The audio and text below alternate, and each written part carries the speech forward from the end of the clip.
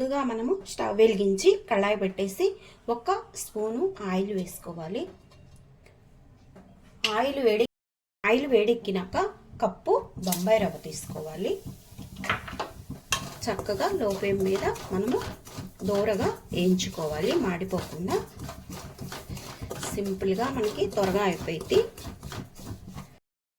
దోరగా చక్కగా ఇలాగే ఏగిపోయినాక దీన్ని మనము ఒక ప్లేట్లోకి తీసుకోవాలి.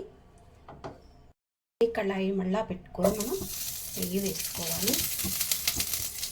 ఇష్టమైతే నెయ్యి వేసుకోవచ్చు, లేకపోతే ఆయిల్ వేసుకోవచ్చు. నెయ్యి వేడెక్కినాక మనము పోపు దినుసులు వేసుకోవాలి.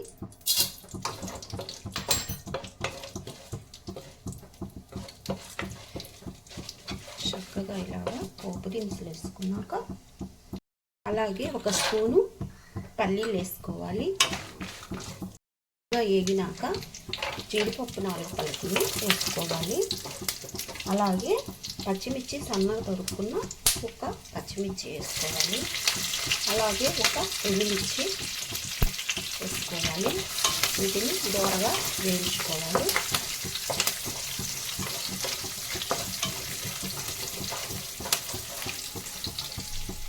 అలాగే కొంచెము అల్లము సన్నగా తరుక్కున్నది వేసుకోవాలి.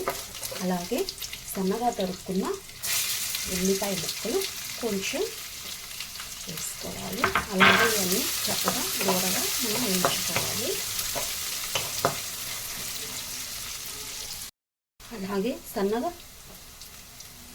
అలాగే కొంచెము కరివేపాకు వేసుకోవాలి. వీటిని దూర మీద మనం ఇలాగా వేయించుకోవాలి. చక్కగా ఇలాగా మగ్గిపోయినాక ఏ కప్ అయితే తీసుకున్నామో ఆ కప్పుతో మనము వాటర్ తీసుకోవాలి.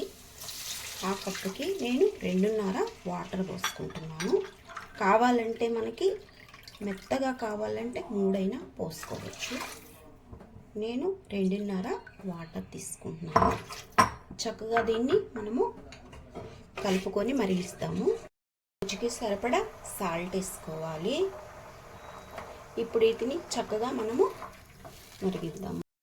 చూడండి, మనకి ఇలా మరిగినాక మనం వేయించి పెట్టుకున్న రవ్వని వేసుకున్నాము. ఇలాగా మనము వేసుకుంటూ ఒక చేత్తో ఇలాగా తిప్పుతూ ఉండాలి. ఏంటంటే గడ్డలు కట్టకుండా చక్కగా మనము ఇలా కలుపుకుంటూ ఉంటే గడ్డలు కట్టకుండా బాగా వచ్చింది. చక్కగా అంతా అదే విధంగా కలుపుకున్నాక ఇలాగా లో ఫ్లేమ్లో పెట్టేసి 10 నిమిషాలు మూత పెట్టేసి ఉడకనిద్దాం. అయిపోయి చూడండి, మనకు సాఫ్ట్గా ఎలాగా మంచి టెక్స్చర్తో చక్కగా ఉడికిపోయింది. చక్కగా మనకి ఉడికిపోయింది. ఎలాగో చూడండి